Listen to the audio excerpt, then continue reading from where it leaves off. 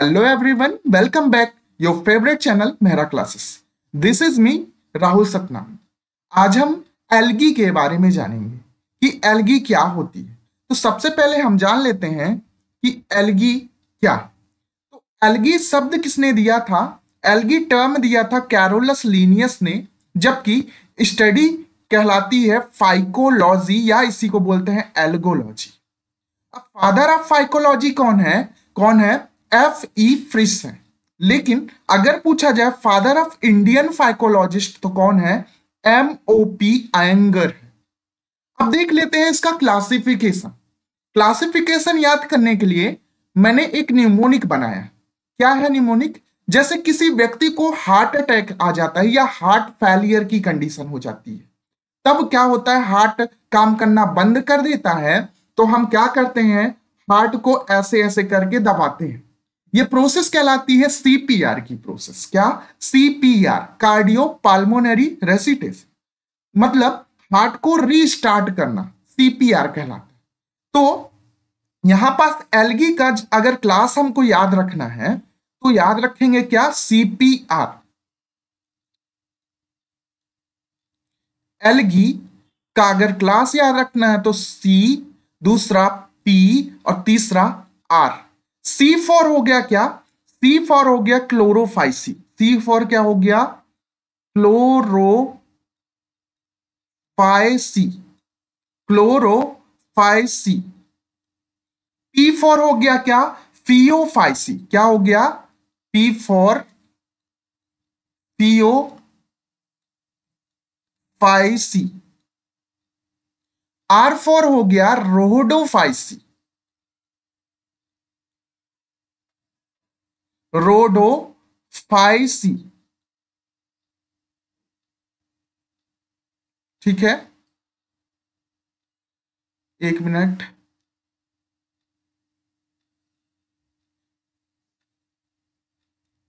देखिए, एल्गी की क्लास याद रखने के लिए मैंने सीपीआर न्यूमोनिक बताया. सीपीआर क्यों बोल रहा हूं मैं? जैसे हार्ट पूरे बॉडी में ब्लड के जरिए ऑक्सीजन को क्या करता है? फैलाता है.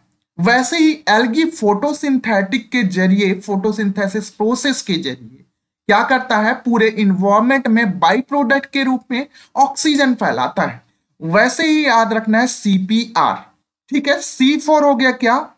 क्लोरोफाइसी. क्लोरोफाइसी.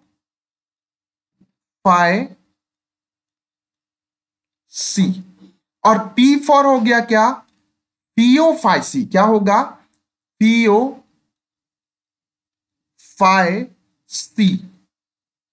और आर फॉर क्या हो गया? रोहोडोफाइसी.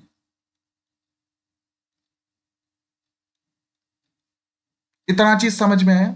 तो यहां पास हमने कितनी क्लास देख ली? 3. एक क्लास और होती है जिसका नाम है जेंथोफाइसी.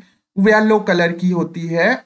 वो ज्यादा इंपॉर्टेंट है नहीं, हम शॉर्टकट देख रहे हैं, डिटेल अलग से पढ़ेंगे. अब देखिए, क्लोरोफाइसी, फियोफाइसी और रोडोफाइसी, ये तीनों के एग्जाम्पल याद करना कठिन हो जाता है. तो इसको हम याद करेंगे न्यूमोनिक के जरिए.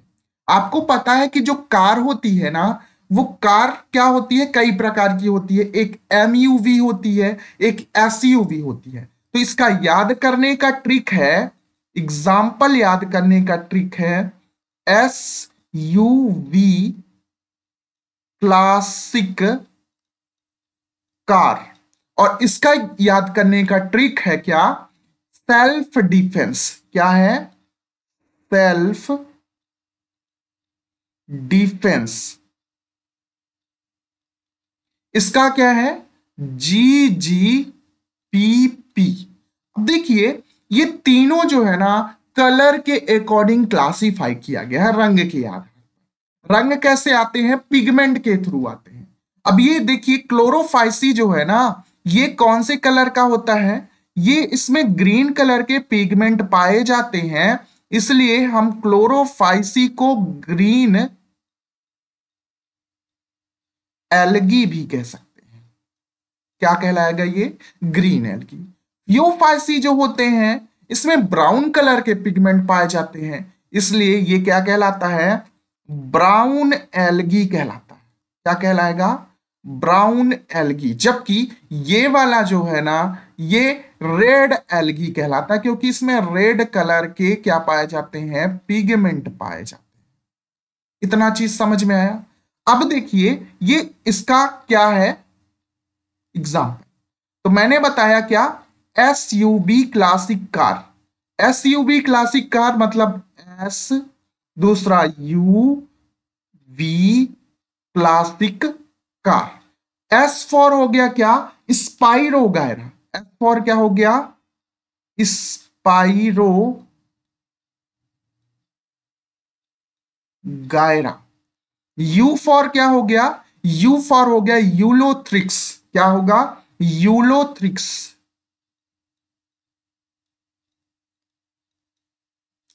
अगला वी फॉर क्या हो गया, वी फॉर हो गया वॉलवॉक्स। क्या होगा, वॉलवॉक्स। सी, सी फॉर क्या हो गया, क्लैमाइडोमोनास। क्या होगा, क्लैमाइडोमोनास।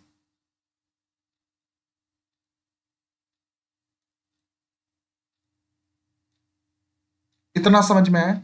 सी फॉर यहां पास कारा या चारा, कारा वैसे बोलते हैं। तो ये सारे एग्जाम्पल आपको याद हो गए। S U B classic car, S for हो गया स्पाइरोगारा, यू फॉर हो गया यूलोथ्रिक्स, वी फॉर हो गया वॉलवॉक्स, सी फॉर हो गया क्लाइमाइडोमोनास। क्लाइमाइडोमोनास को हम चले माइडोमोनास भी बोल सकते हैं, क्योंकि इस ये क्या होता है, ये मोटाइल होता है। मोटाइल मतलब गतिशील होता है, मूवमेंट शो करता है। अगला है कारा। कारा की जो सेल वॉल होती है वो कैल्शियम कार्बोनेट की बनी होती है। ठीक है, ये चीजें हम सब जानेंगे। अब देखिए सेल्फ डिफेंस। सेल्फ डिफेंस का भी कैसे याद रखेंगे, सेल्फ एस, अगला ई, अगला एल, फिर डिफेंस। डिफेंस मतलब डी। तो अब देखिए सेल्फ डिफेंस का मतलब कैसे, एस फॉर हो गया सॉर्गेसम। क्या होगा, सॉर्गेसम। ई फॉर हो गया क्या, एक्टोकार्पस। क्या होगा, एक्टोकार्पस। एल फॉर हो गया लैमिनेरिया। क्या होगा, लैमिनेरिया।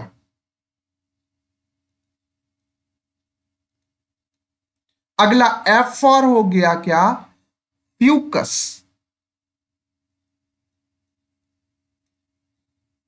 अगला डी फॉर हो गया डिक्ट्योटा। डिक्ट्योटा। अब देखिए इसका एग्जांपल याद रखते हैं, जी जी पी पी। तो यहां पास देखिए जी जी पी पी। जी जी पी पी में क्या क्या है, जी फॉर हो गया ग्रेसिलेरिया। क्या होगा, ग्रेसिलेरिया।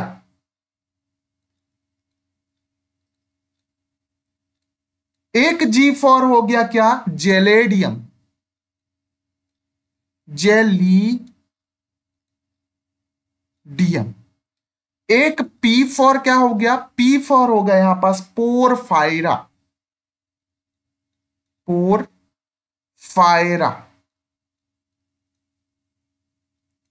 अगला पी फॉर क्या हो गया, पॉलीसाइफोनिया। पॉलीसाइफोनिया। इतनी सारी चीजें हो गई। तो ये सारी चीजें हो गई।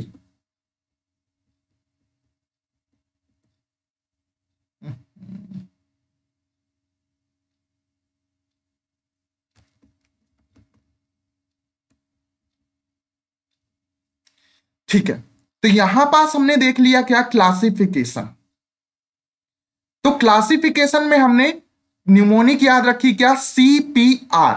दूसरा इसका एग्जाम्पल याद रखने के लिए एसयूवी क्लासिक कार। दूसरा ब्राउन एल्गी के लिए सेल्फ डिफेंस, और रोडोफाइसी के लिए GGPP। इतनी सारी चीजें हो गई। अब हम देख लेते हैं कि इसको याद तो करना आसान हो गया, मैंने न्यूमोनिक बता दिया।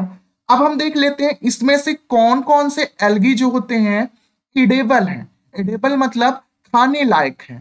तो खाने लायक इसमें तीन ही ठो है। कौन कौन सा है? 3 ठो। पहला है सॉर्गेसम, याद रखिएगा, रसम, रसम में हमेशा फूड खाया जाता है, तो सॉर्गेसम क्या है? फूड, मतलब खाने के लिए होता है। दूसरा है लैमिनेरिया, क्या है? लैमिनेरिया, इसको भी क्या करते हैं? खाते हैं। फिर अगला है पोरफायरा, ये जितने हैं ना, ये इडेबल एल्गी है। इडेबल मतलब खाने लायक है। तो हम अगले स्लाइड में देख लेते हैं क्या, कि इडेबल एल्गी कौन कौन से हैं। एडेबल एल्गी कौन कौन से हैं ये देख लेते हैं। तो हेडिंग करेंगे edible algae. Edible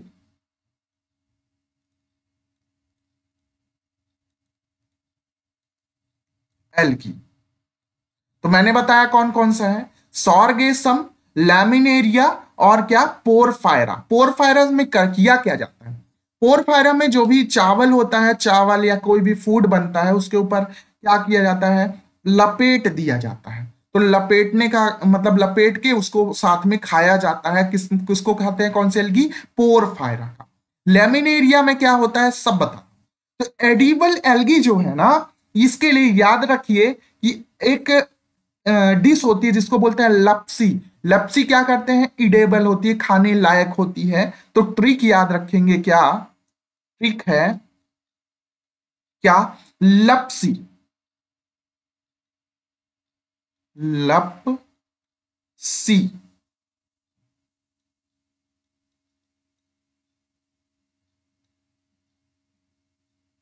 A for हो गया यहां पास एल्गी, ई फॉर हो गया क्या यहां पास? Edible, edible algae. अब कौन कौन सी इडेबल एल्गी है ये देखते हैं। तो पहला है लैमिनेरिया, मैंने पहले ही बताया। पहला क्या है? लैमिनेरिया। दूसरा क्या है? पोरफायरा।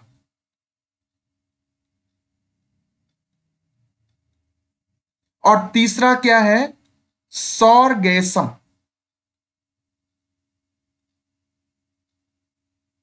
सॉर्गेसम।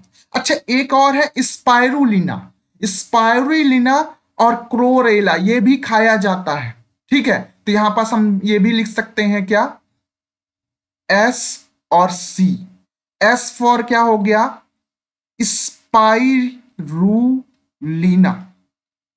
और सी फॉर क्या हो गया? Chlorella, chlorella. तो ये सारे होते हैं।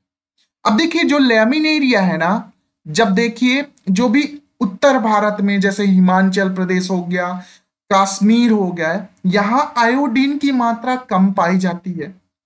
और आयोडीन से हमारे शरीर में एक हार्मोन बनता है जिसका नाम है थायरोक्सिन हार्मोन। ये है थायराइड ग्लैंड। थायराइड ग्लैंड के नीचे होती है पैराथायराइड ग्लैंड, उसके पैर में होती है।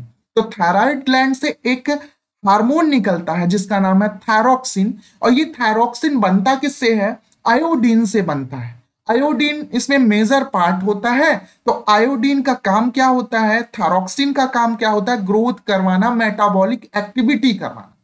तो कुछ एरिया में आयोडीन की कमी पाई जाती है, तो आयोडीन की कमी पूरा करने के लिए इसको खाया जाता है। किसको? लैमिनेरिया को। क्यों खाया जाता है?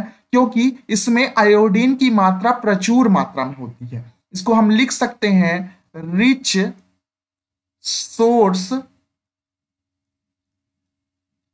Of iodine. आयोडीन इसमें ज्यादा पाया जाता है। ठीक है, अब देखिए पोरफायरा। पोरफायरा मैंने बताया कि ये मान लेते हैं ये कोई अनाज रखा गया है, इसके चारों तरफ क्या करते हैं? रैप कर दिया जाता है, कोटिंग कर दी जाती है। किसकी? पोरफायरा। सॉर्गेसम और स्पाइरुलिना और क्लोरेला, ये दोनों क्या होता है? ये स्पेस में या स्पेस फूड की तरह काम आता है। कैसे? क्योंकि ये दोनों जो होते हैं ना, प्रोटीन के रिच सोर्स होते हैं। प्रोटीन के रिच सोर्स होते हैं और प्रोटीन हमारे बॉडी के लिए बॉडी बिल्डिंग की तरह काम करती है। बॉडी का मतलब टिश्यू का फॉर्मेशन करने के लिए प्रोटीन ही आवश्यक होता है। तो स्पाइरुलिना और क्लोरेला, ये दोनों प्रोटीन के रिच सोर्स होने की वजह से इसको छोटे छोटे भागों में तोड़ तोड़ के टेबलेट फॉर्म में रख लिया जाता है, जो स्पेस फूड की तरह क्या करता है, काम करता है। अब हम देख लेते हैं जो एल्गी में इंपॉर्टेंट है। एल्गी में 7 पॉइंट इंपॉर्टेंट है, जिसमें से पहला है पिगमेंट। तो हम पिगमेंट देख लेते हैं कि कौन कौन सा इसमें क्या पाया जाता है, पिगमेंट पाया जाता है। तो अगला हम देख लेंगे इसका पिगमेंट। तो हेडिंग करेंगे पिगमेंट।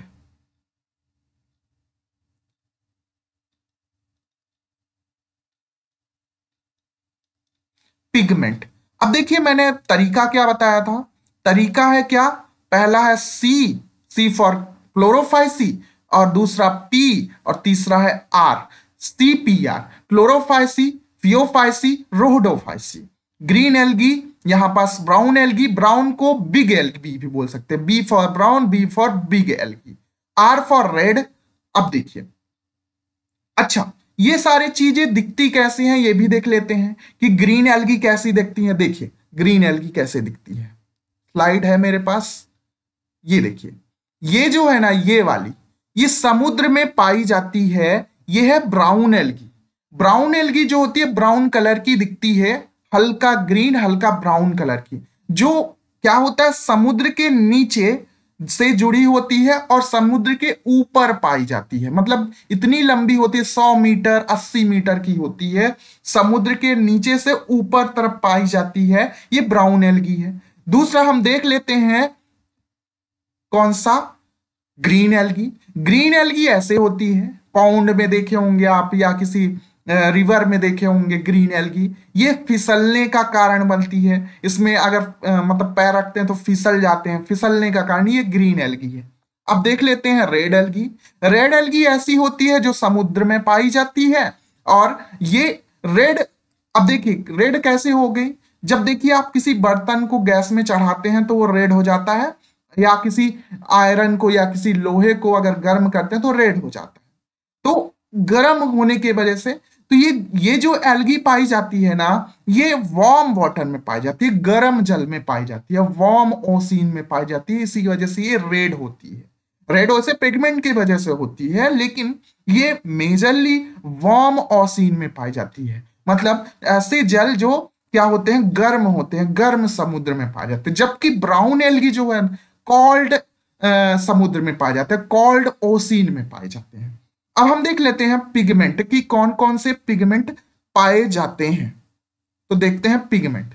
तो पिगमेंट जो है ना, एक मिनट, पिगमेंट, पिगमेंट इसमें जो है ना क्लोरोफाइसी में कौन कौन सा है, मेजरली आपको पता है जितने भी ग्रीन होते हैं प्लांट जो फोटोसिंथेसिस करते हैं, कौन सा पाया जाता है पिगमेंट, इसमें पाया जाता है क्लोरोफिल ए।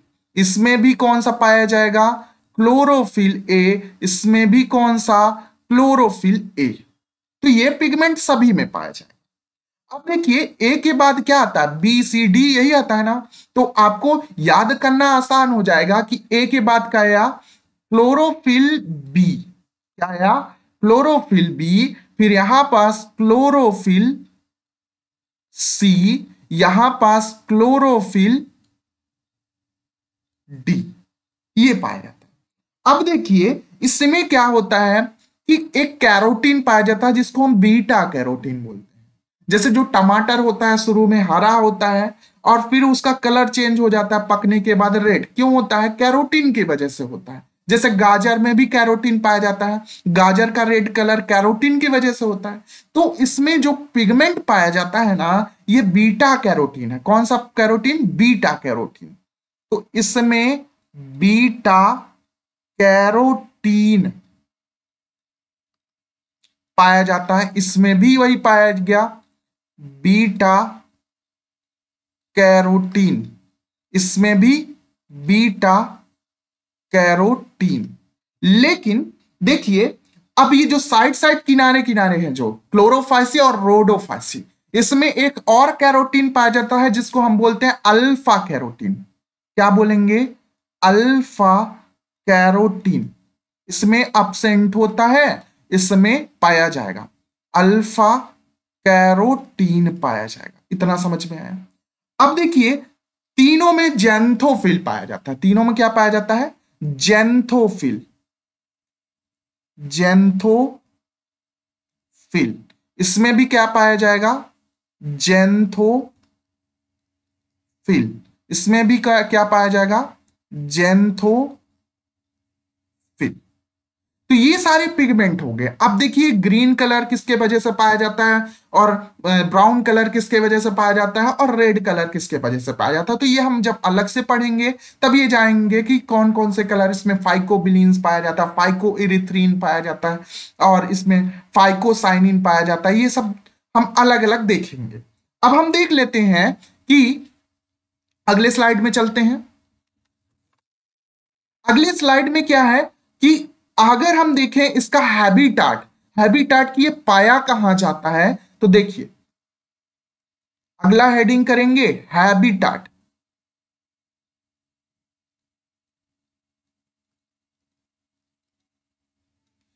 हैबिटाट किसका किसका? CPR। मैंने बताया कि इसको हम 7 पॉइंट में कंप्लीट कर सकते हैं शॉर्टकट में। अब देखिए हैबिटाट, देखिए कुछ स्टूडेंट ऐसे होते हैं जो रटते हैं, और कुछ स्टूडेंट ऐसे होते हैं जो समझते हैं, और कुछ स्टूडेंट ऐसे होते हैं जो रटते भी हैं समझते भी। तो सक्सेस पाने के लिए तीनों में से कौन से ज्यादा स्टूडेंट जल्दी पास होंगे? जो समझते भी हैं और रटते भी, मतलब वो एडवांस है। तो यहां पास देखिए जो क्लोरोफाइसी है ना, वो क्लोरोफाइसी एडवांस एल्गी कहलाता है। एडवांस एल्गी इसलिए कहलाता है क्योंकि ये कहीं भी पाए जाते हैं, मतलब ऑल ऑफ देयर, कहीं भी, marine water, fresh water, soil, कहीं भी पाया जाएगा। तो यहां पास ये देखिए जो ये क्लोरोफाइसी है, ये एडवांस एल्गी होने की वजह से ये कहीं भी पाए जा सकते हैं। जैसे ये कैसे पाए जाएंगे? फ्रेश वाटर में पाए जाएंगे, या मैराइन वाटर में पाए जाएंगे, या ये मॉइस्ट सॉइल में पाए जाएंगे।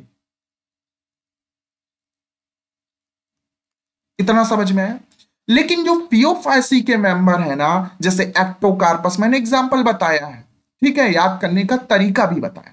तो जो फियोफाइसी के मेंबर है ना, ये एडवांस नहीं है, क्लोरोफाइसी से कम एडवांस है, मतलब सबसे प्रिमेटिव होते हैं फियोफाइसी। सबसे पहले यही पाए गए थे एल्गी में। तो फियोफाइसी जो है ना, ये हमेशा मैराइन वाटर में पाए जाएंगे। मेनली किसमें पाए जाएंगे? मैराइन वाटर में पाए जाएंगे। इतना समझ में है। लेकिन कभी कभी देखिए जो समझने वाला होता है कभी कभी रटता भी है, और कोई रटने वाला कभी कभी समझता भी है। तो जो फियोफाइसी है ना, वो मैराइन वाटर में मेनली पाया जाएगा, लेकिन कुछ सम मात्रा में क्या होगा, ये फ्रेश वाटर में भी पाया जाएगा। तो सम फ्रेश वाटर, इतना समझ में आया। रोडोफाइसी के साथ भी ऐसा ही है। ये क्या है? मेनली क्या होते हैं ये? मैराइन वाटर के होते हैं। जबकि रेयरली, रेयरली मतलब बहुत ही कम चांस है, ये क्या होंगे? फ्रेश वाटर में पाए जाएंगे। इतना समझ में आया। अब हम देख लेते हैं इसका स्ट्रक्चर, कि स्ट्रक्चर क्या है। तो यहां पास हम देख लेते हैं दूसरा पॉइंट, स्ट्रक्चर। अगला हेडिंग करेंगे क्या? स्ट्रक्चर।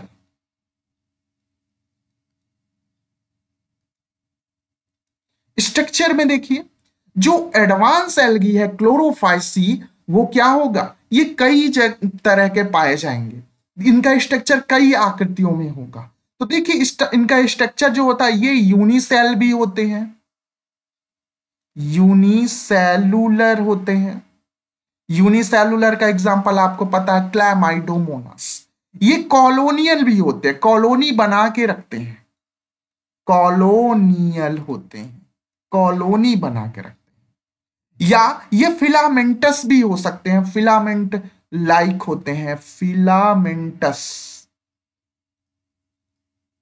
तो ये कई प्रकार के हो सकते हैं। लेकिन जो फियोफाइसी होते हैं, ये मेजरली कैसे होते हैं?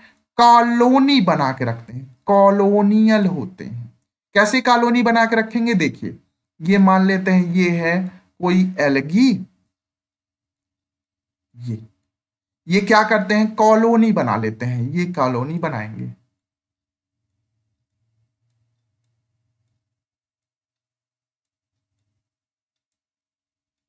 ठीक,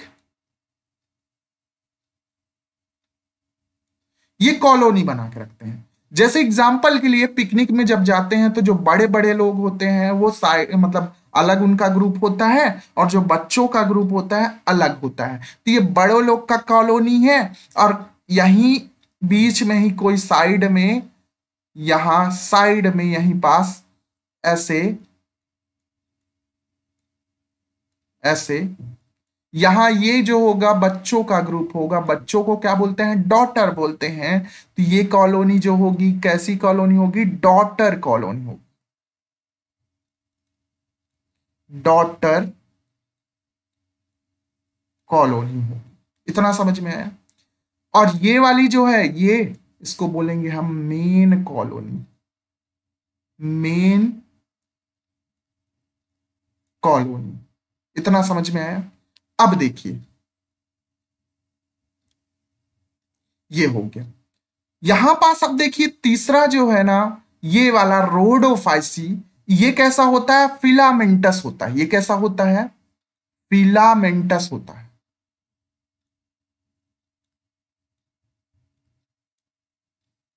फिलामेंटस होता है।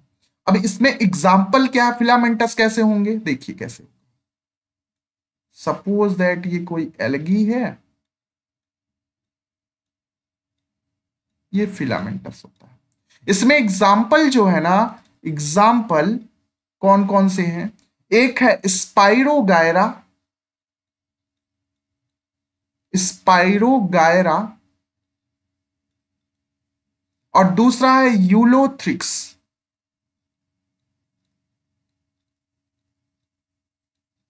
यूलोथ्रिक्स। अब देखिए दोनों का फिलामेंटस अलग अलग होता है। स्पाइरोगायरा में जो क्लोरोप्लास्ट पाए जाते हैं वो स्पाइरल शेप में होते हैं, बना के दिखा देता हूं। स्पाइरोगायरा में जो फिलामेंट्स होते हैं वो स्पाइरल फॉर्म में होते हैं, देखिए कैसे। ये सपोज दैट ये स्पाइरोगायरा, ठीक, इसमें अलग अलग सेप्टा है ये, और इसमें, अच्छा दूसरा हम बना लेते हैं, दूसरा है यूलोथ्रिक्स। ये यूलोथ्रिक्स में भी ये सेप्टा है। अब देखिए स्पाइरोगायरा में जो क्लोरोप्लास्ट है ना वो कैसे पाए जाएंगे, वो स्पाइरल फॉर्म में पाए जाएंगे, स्पाइरल फॉर्म में पाए जाएंगे। देखिए कैसे स्पाइरल फॉर्म में, ऐसे।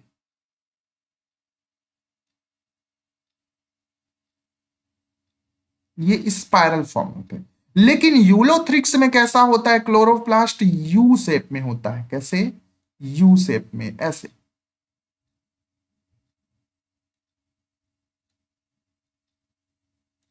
यू शेप में होते हैं। तो ये वाला जो पार्ट है ना, ये वाला मैंने क्या बना दिया, ये वाला मैंने बना दिया क्या, स्पाइरोगायरा, और ये वाला बना दिया क्या, यूलोथ्रिक्स। इतना समझ में है। अब देखिए अलग अलग क्लासिफिकेशन तो हमने कर दिया। अब देखिए पहचान,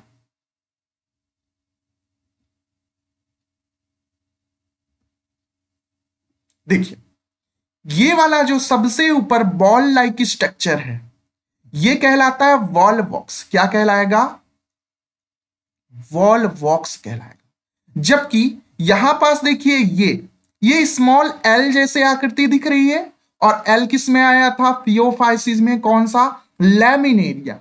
ये क्या है, ये है लैमिनेरिया। क्या है, लैमिनेरिया है। इतना समझ में है। ये देखिए ये है रैप करने के लिए क्या, पोरफायरा। क्या बोलते हैं इसको, पोरफायरा। एक मिनट, पोरफायरा।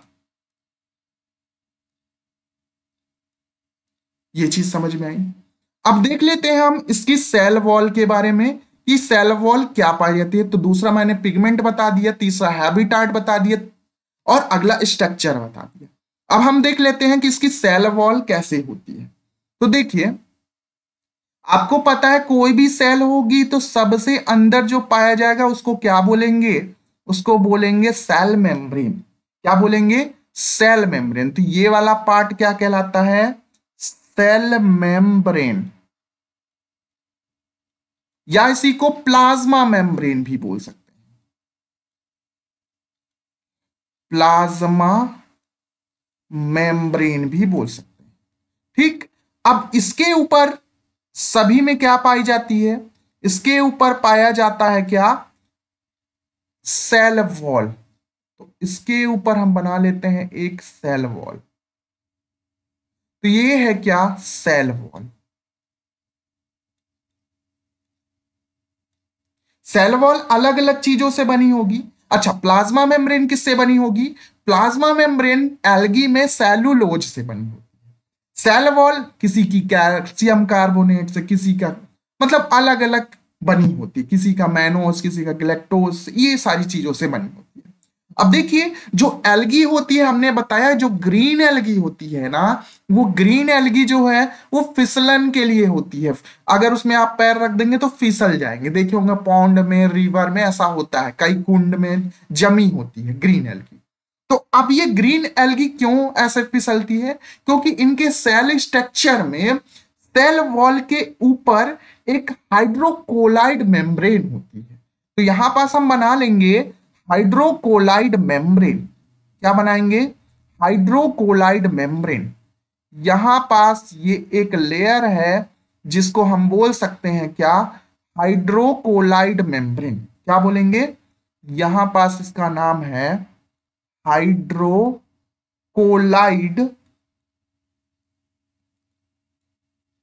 मेम्ब्रेन। अब ये हाइड्रोकोलाइड, हाइड्रो का मतलब हो गया वाटर, कोलाइड मतलब होल्ड करके रखता है। ये हाइड्रोकोलाइड मेम्ब्रेन जो है ना, ये क्या करता है? वाटर को होल्ड करके रखता है। अब किसी चीज में अगर वाटर होगा तो वो तो फिसलेगा ही। वाटर होल्ड करने की कैपेसिटी है, तो वाटर होल्ड करने की वजह से वो फिसलन का कारण बनता है। अब देखिए, मैंने बताया कि प्लाज्मा मेम्ब्रेन किससे बनी होती है? प्लाज्मा मेम्ब्रेन बनी होती है सेलुलोज से बनी होती है, जो एक तरह का क्या है? पॉलीमर। इतना समझ में आया? अब देखिए, सेल वॉल को हम बोल सकते हैं इनर लेयर, जबकि जो हाइड्रोकोलाइड लेयर है उसको हम क्या बोल सकते हैं? Outer layer. इसको हम क्या बोल सकते हैं? एल्गी की ये कहलाती है इनर लेयर, जबकि ये वाला पार्ट कहलाता है क्या? Outer layer. इतना समझ में आया? अब देखिए कि जो सेल वॉल अलग अलग चीजों में, जैसे मैंने बताया कि सीपीआर, क्या बताया मैंने? सीपीआर तो अलग अलग में अलग अलग चीजों से पाई जाती है। याद करने के लिए मैंने बताया था सी, और दूसरा पी, और तीसरा आर। तो अब यही सेल वॉल और ये आउटर लेयर और इनर लेयर, ये अलग अलग हम देखेंगे। तो देखिए, सेल वॉल पहला मैंने बताया कौन सा है? पहला है आउटर लेयर, और दूसरा कौन सा है? Inner layer. आउटर मैंने बताया हाइड्रोकोलाइड होता है, इनर क्या होती है? सेल वॉल होती है। अभी तीनों अलग अलग है, तो इसको हम देख लेते हैं कि कौन किसमें पाया जाता है। तो जो आउटर लेयर है क्लोरोफाइसी में किससे बनी होती है? पैक्टीन से बनी होती है। किससे बनी होती है? पैक्टीन से बनी होती है। लेकिन क्लोरोफाइसी में जो इनर लेयर है, इनर लेयर कौन सी है? ये इनर लेयर कौन सी हो गई? ये वाली। तो इनर लेयर किससे बनी होगी? सेलुलोज से बनी होगी। ये भी सेलुलोज से, इसका भी फियोफाइसी का भी, इसका भी सेलुलोज से ही बनी होगी। इतना समझ में आया? लेकिन आउटर लेयर जो हाइड्रोकोलाइड लेयर है क्लोरोफाइसी की पैक्टिन से बनी होगी, और फियोफाइसी की किससे बनी होगी? एल्जीन। ये पूछा जाता है, अब पूछा भी गया है, एल्जीन, इसलिए ये इंपॉर्टेंट है, इसको इंपॉर्टेंट आप रखें। दूसरा, रोडोफाइसी की जो आउटर लेयर है किससे बनी है? ये तीन चीजों से बनी है। आप याद रखेंगे KFC, KFC नहीं AFC याद रखेंगे। क्या रखेंगे? AFC। ए फॉर हो गया यहां पास अगर, क्या हो गया? अगर। एफ फॉर क्या हो गया? एफ फॉर हो गया फ्यूनेरी। क्या हो गया? फ्यूनेरी। सी फॉर क्या हो गया? कैरागीन। क्या हो गया? कैरागीन। इतना समझ में है? इन तीनों को याद रखेंगे क्योंकि ये इंपॉर्टेंट है, आ सकता है, आया भी है। इन तीनों को इकट्ठा क्या बोलेंगे? पॉलीसल्फेट ईस्टर बोला जाएगा। क्या बोला जाएगा इन तीनों को? Polysulphate Easter. इतना समझ में आया? ये तीनों को कहा जाएगा। अब देख लेते हैं कि ये कैसे स्ट्रक्चर दिखता है, ये चीज देख लेते हैं अगले स्लाइड में। देखिए, मैंने बताया तीन चीज। पहला क्या है? सी, दूसरा क्या है? पी, और तीसरा क्या है? आर। तीनों में C P R, C for Chlorophyceae, P for Phaeophyceae, R for Rhodophyceae. तो अब इसमें कुछ स्ट्रक्चर देख लेते हैं। जैसे एक है मेंबर क्लोरोफाइसी का, क्या? क्लैमाइडोमोनास, जो कैसा होता है? मोटाइल होता है। कैसे मोटाइल होता है? क्योंकि इसमें क्या होता है? फ्लैजिला पाया जाता है, जिसकी वजह से ये मूवमेंट कर पाता है। तो देखिए कैसा स्ट्रक्चर होगा।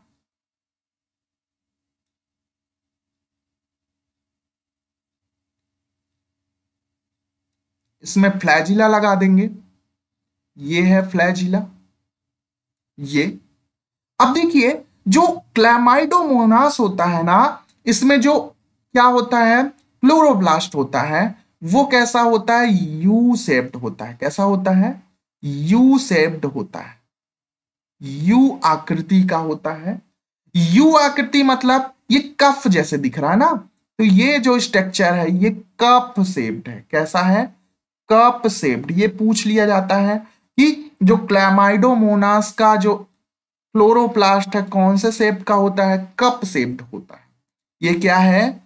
क्लोरोप्लास्ट है। इतना समझ में आया? इसी क्लोरोप्लास्ट में एक स्पेशल स्ट्रक्चर पाया जाता है। इस स्पेशल स्ट्रक्चर को क्या बोलते हैं? पायरिनॉइड बोला जाता है। क्या बोलेंगे इसको? पायरिनॉइड। पायरिनॉइड। और ये पायरिनॉइड में स्टोर होता है प्रोटीन। पायरिनॉइड क्यों बोल रहे हैं?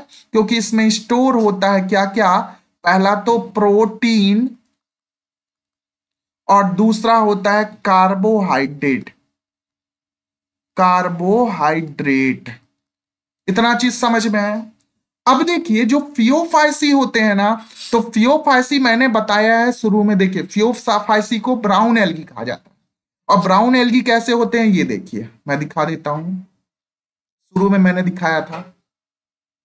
ये ब्राउन एल्गी जो होते हैं कोल्ड वाटर में पाए जाते हैं, ठंडे जल में पाए जाते हैं। और ये क्या होते हैं? स्थल से जुड़े होते हैं और सरफेस तक जाते हैं। मतलब डीप ओशियन से सरफेस तक जाते हैं। तो इनका स्ट्रक्चर कैसे होता है ये देखिए, ये है क्या? Brown algae. अब देख लेते हैं इनका स्ट्रक्चर।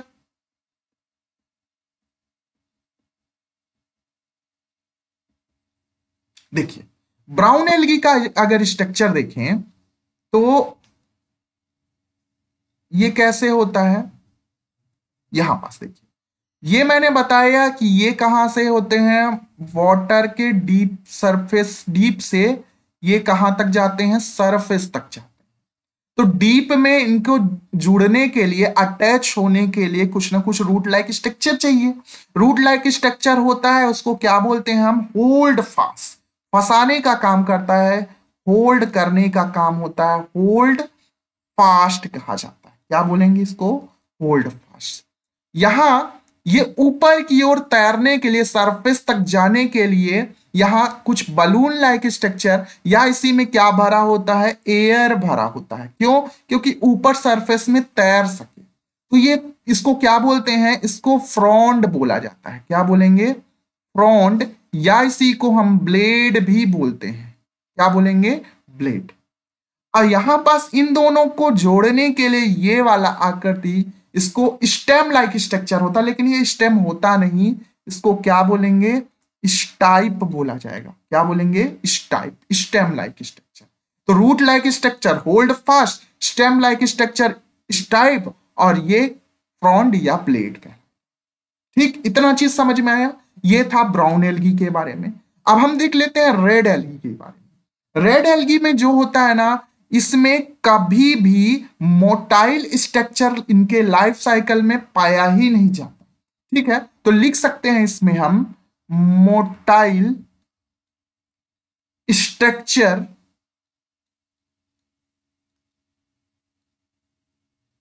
absent, absent होता। ठीक है, देयर लाइफ साइकिल,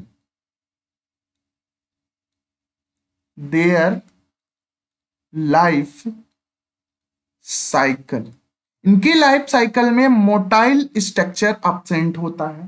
ठीक है, और इसमें क्या होता है, जब मोटाइल स्ट्रक्चर absent है, मोटाइल है ही नहीं, मूवमेंट कर ही नहीं पाता, तो इनके फर्टिलाइजेशन के लिए, इनके जो गैमेट्स होंगे, तो इनके गैमेट्स के फर्टिलाइजेशन के लिए वाटर की आवश्यकता पड़ेगी। इसलिए यहां पास हम लिख रहे हैं so they need for water. ठीक है, काहे के लिए? For fertilisation. इतना समझ में है।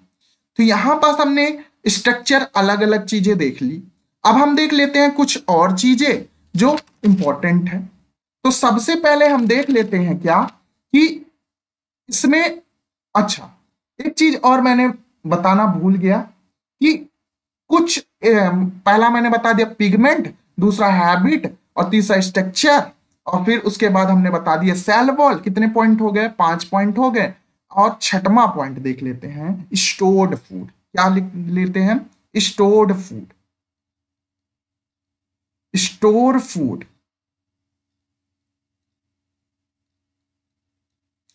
कौन कौन से में? सी पी आर में।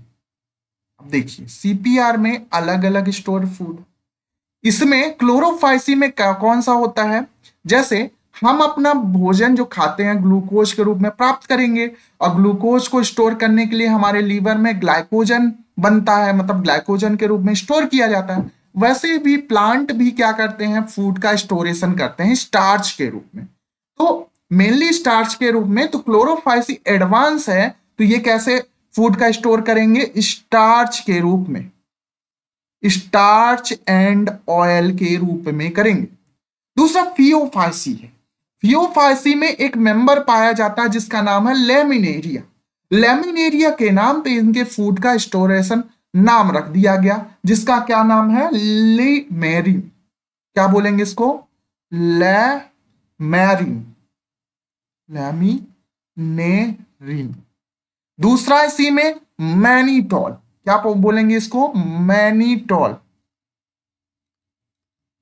ये इंपॉर्टेंट है मैनीटॉल। ठीक है, मैनीटॉल की स्पेलिंग गलत है, मैनीटॉल। ठीक, ये इंपॉर्टेंट है, पूछा गया था।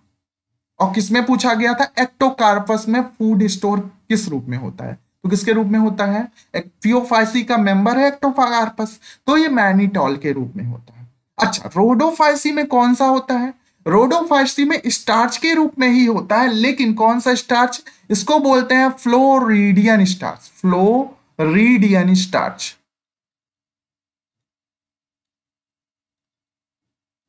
अच्छा, ये फ्लोरिडियन स्टार्च जो होता है ना, ये सिमिलर होता है एमाइलोपेक्टिन के जरिए। अच्छा, ये स्ट्रक्चर कैसे सिमिलर होता है? इसका स्ट्रक्चर जो होता है, स्ट्रक्चर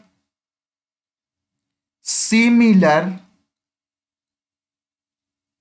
टू एमाइलोपेक्टिन। अच्छा, ये एमाइलोपेक्टिन क्या है? तो देखिए, जब आप आलू काटते हैं और आलू काटने के बाद उसको जब धोया जाता है, तो देखिए आलू में स्टार्च होता है। तो स्टार्च में दो पार्ट होते हैं, एक होता है एमाइलेज और दूसरा होता है एमाइलोपेक्टिन। तो जो काटने के बाद जब आलू को धोया जाता है, तो जब धोते हैं तो व्हाइट व्हाइट कलर का निकलता है। तो जो लूज हो जाता है उसको हम बोलते हैं एमाइलेज। एमाइलेज मतलब लूज हो जाता है। और दूसरा जो पैक होता है, जो आलू में पैक्ड होता है, जो लगा होता है, उसको बोलते हैं एमाइलोपेक्टिन बोलते हैं। अब ये अलग अलग होते हैं, एमाइलोपेक्टिन और एमाइलेज। मैंने बता दिया स्टार्च होता है। और इसी जो एमाइलोपेक्टिन का सिमिलर क्या होता है, फ्लोरिडीन स्टार्च इसका स्ट्रक्चर होता है। अब हम देख लेते हैं कुछ चीजें और। देखिए, अच्छा ये आपको स्टार्च समझ में नहीं आया कैसे होता है, तो देखिए कैसे होता है। देखिए, ये मान लेते हैं ऐसे, इसमें क्या होगा, ये C2OH, ये OH, इधर OH, इधर OH, इधर OH। ये ऊपर या नीचे हो सकते हैं, ठीक है। ये 1 number carbon, 2 number, 3 number, 4 number, 5 number. देखिए, ये OH अगर ऊपर है तब इसको बोलेंगे बीटा ग्लूकोज, जबकि नीचे की ओर है तो क्या बोलेंगे, अल्फा ग्लूकोज। तो इसको हम लिख भी लेते हैं। यदि कार्बन 1 में OH जो है अप साइड है, तब इसको क्या बोलेंगे, इसको बोलेंगे बीटा ग्लूकोज। और अगर कार्बन 1 में ये OH जो है ये डाउन साइड है, कैसा है, डाउन साइड, तब इसको बोलेंगे क्या, अल्फा ग्लूकोज। इतना समझ में आया?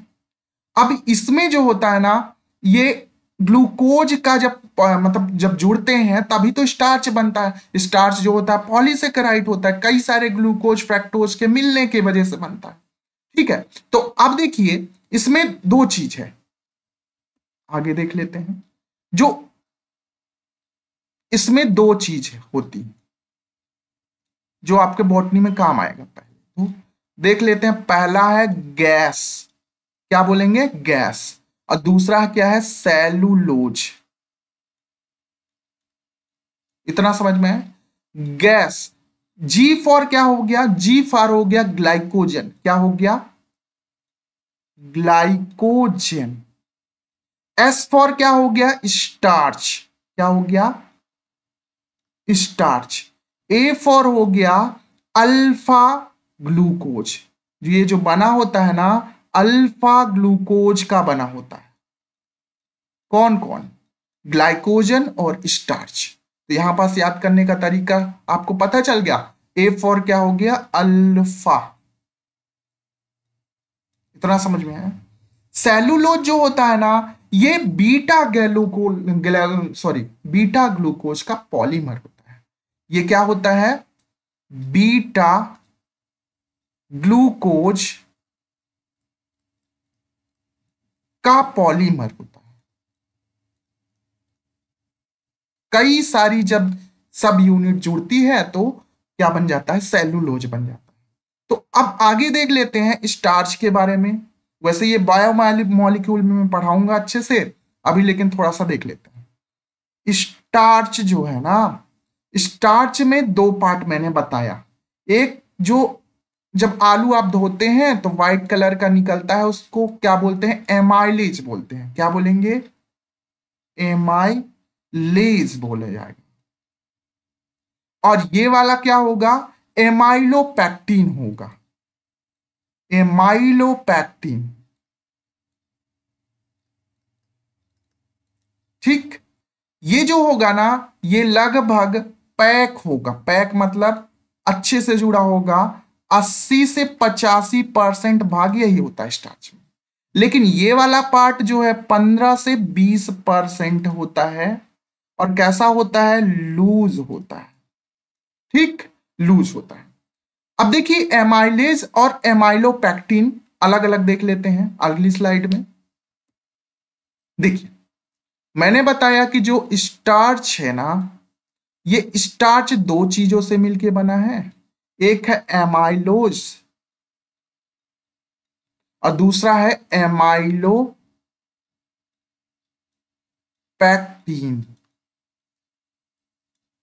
ये जो है 20%, ये 80% पाया जाता है।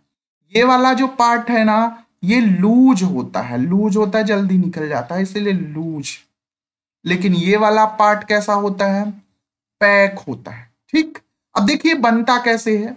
मैंने अभी ग्लूकोज बनाया था, उसी ग्लूकोज में जैसे देखिए अभी ग्लूकोज बनाया था, ये ग्लूकोज है, ऊपर की ओर CH2OH, ये OH, ये OH, ये OH, ये OH, ये हो गया। इसी तरह दूसरा भी होता है, ये वाला 1 हो गया, 2 कार्बन, 3 कार्बन, 4 कार्बन, 5 कार्बन, ये 6 कार्बन। ठीक, इसी तरह एक और होता है, तो ऐसे ही और बना लेता हूं मैं।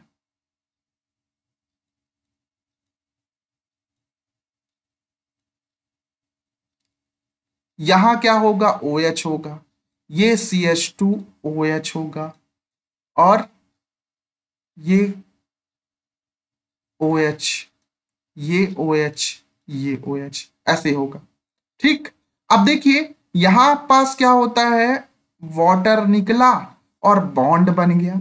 कौन सा बॉन्ड बन गया, देखिए ये 1 कार्बन, 2 कार्बन, 3 कार्बन, 4, 5, 6। तो यहां पास देखिए 1 और 4, तो यहां पास जो बॉन्ड बनेगा ना, तो ये ऐसे बन जाएगा, देखिए कैसे।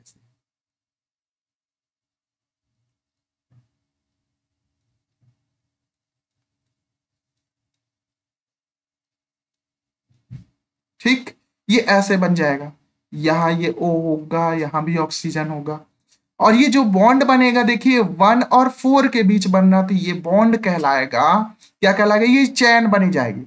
ये बॉन्ड जो कहलाएगा 1,4 ग्लाइकोसिडिक बॉन्ड कहलाएगा। ये बॉन्ड कौन सा है, 1,4 ग्लाइकोसिडिक बॉन्ड। ठीक, लेकिन एमाइलोपेक्टिन में होता क्या है, ऐसे ही स्ट्रक्चर होगा, लेकिन ये ब्रांच्ड होगा। ब्रांच्ड होने की वजह से देखिए कैसे ब्रांच होगा, ये मैं डायरेक्ट बना दे रहा हूं,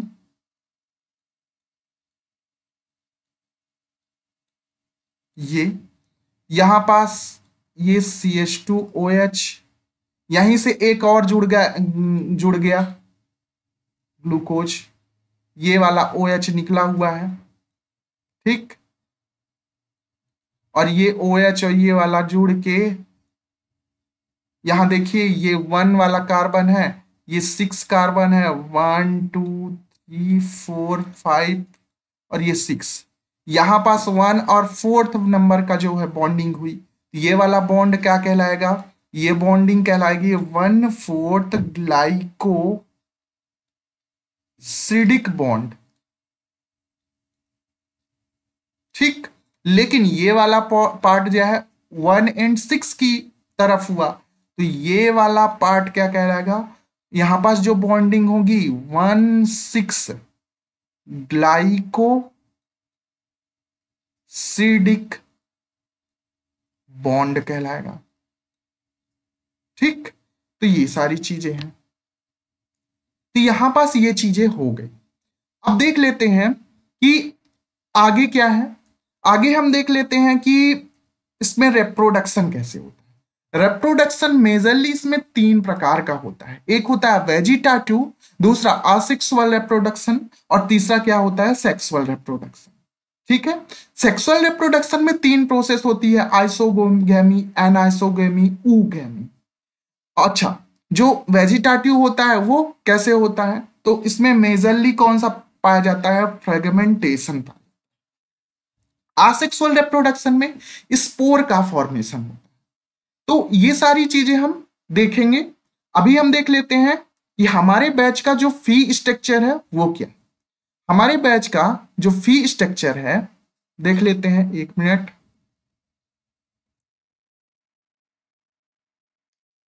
ये देखिए, हमारे बैच का जो फी है, ओरिजिनल फीस है 4999, लेकिन अभी ये है 2990।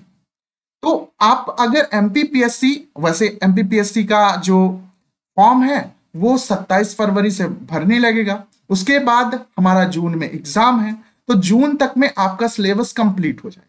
तो अगर आपको ट्रिकी एंड कॉन्सेप्ट दोनों साथ लेकर और हमारे साथ पढ़ना है तो आप ये बैच ज्वाइन कर सकते हैं। और हमारे बैच की ज्यादा इंफॉर्मेशन के लिए हमारे प्ले स्टोर से Mehra classes official app download कर सकते हैं और कांटेक्ट भी कर सकते हैं। कांटेक्ट नंबर क्या है? 9200925830। अभी के लिए धन्यवाद। जय भारत।